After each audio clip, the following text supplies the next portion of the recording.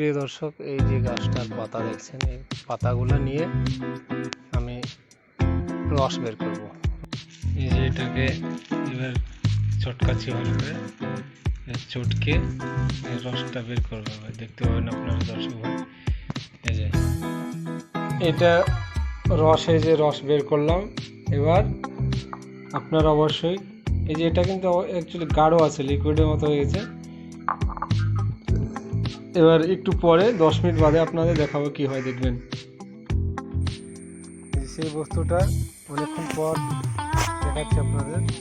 এই যে মানে এটা তরল ছিল, মানে টাইট হয়ে গেছে, দেখবেন আপনারা এবার জমে গেছে। এই যে বস্তুটা, এটা পিস পিস করে খাওয়া যেতে পারে। এর থেকেও টাইট হয়, কিন্তু এটা খাওয়া যেতে পারে, ঠিক আছে? এটা একদম তরল ছিল, গাঢ় হয়ে গেছে। এই গ্লাসে ছিল। এটা মানে খাওয়া যায়, অবশ্যই খেলে ক্ষতি নেই, আপনারা খেতে পারেন, খেলে উপকার আছে।